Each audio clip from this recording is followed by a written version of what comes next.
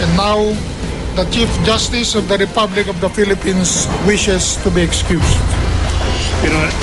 Matapos ang mahigit 3 oras na testimonya sa kanyang impeachment trial, Chief Justice Renato Corona bigla ang umalis kahit hindi pa dinidischarge ng impeachment court matapos umanong sumama ang pakiramdam. Is the Chief Justice coming back?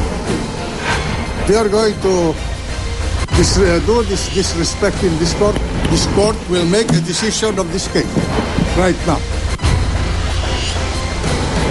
Nobody can get out of this Senate.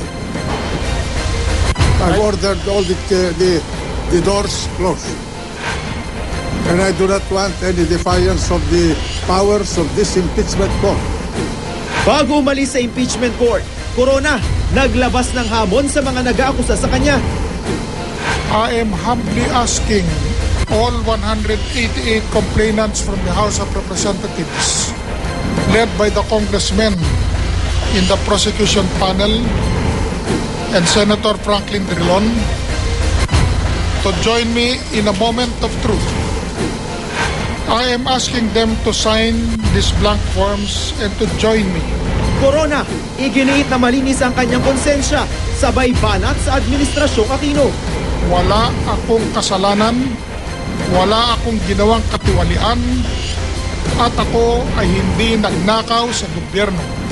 Ako po ba ay hadlang?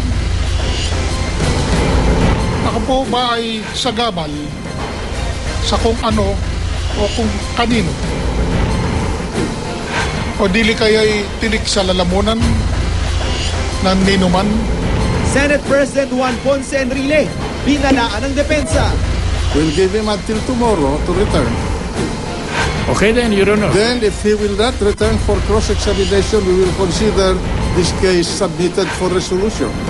Pero pagbabalik sa witness stand ni Corona bukas, matutuloy pa kaya matapos dalhin sa ospital ang punong maestrado ngayong gabi? It looks like he has a hypoglycemic episode. We've given him several sugars.